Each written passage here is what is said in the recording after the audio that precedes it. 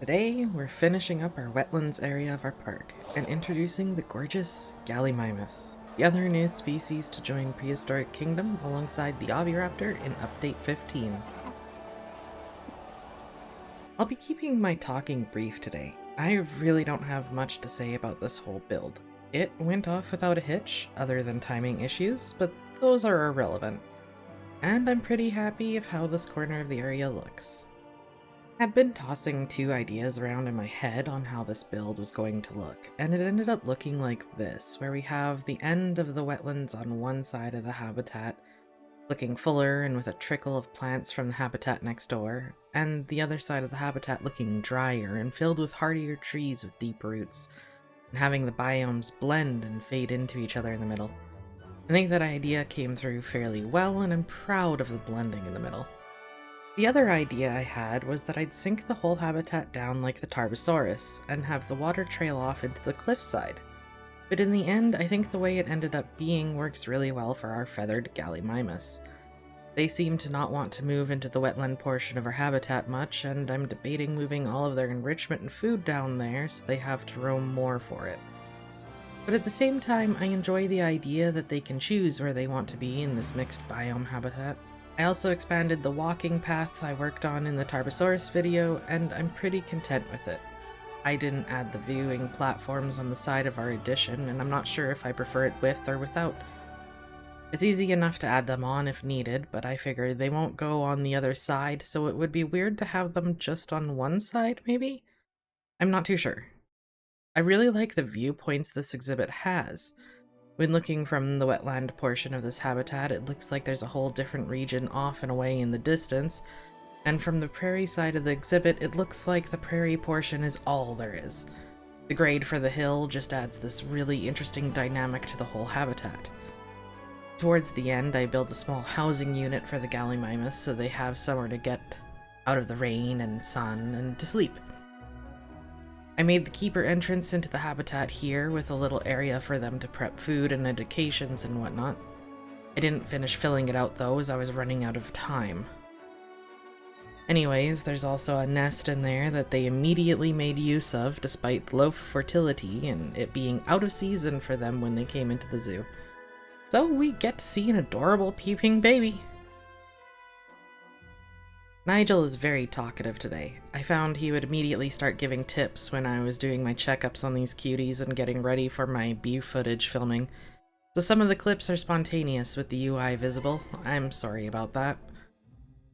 I do have to say the Gallimimus have a couple of quirks. One, they have an animation where they swing their head onto their backs and move it about. I think it's to give the impression of them scratching their back or their head or something. It's silly, and I love it, but I also find it wild when they do it while walking. It's bizarre. They also have this tendency to be either stock still, just laying or standing in one spot for long periods, or to be super active and all over the place, making filming them in ways I've done with other species difficult. But it makes them unique, and I hope they bring you joy in this video as much as they did for me. But that's going to be it for me. I hope you enjoy the rest of the video. Take care.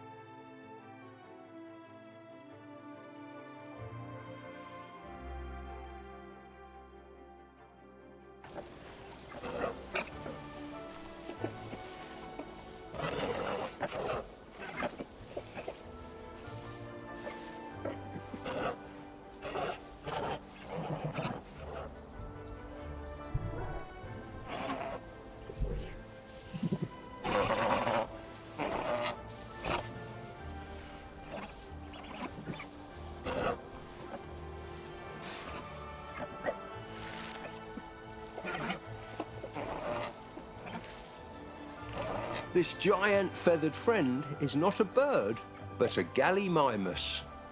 The feathers of a Gallimimus are remarkably similar to those of modern ostriches. Thankfully, they don't seem to have the same habit of displaying them to their keepers as modern ostriches do.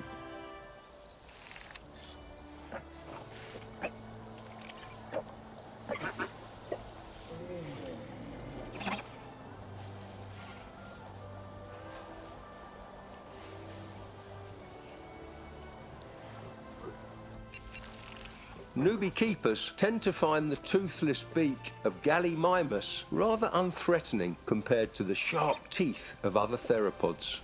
They start to show more respect once I remind them how well modern birds eviscerate their prey with their toothless beaks.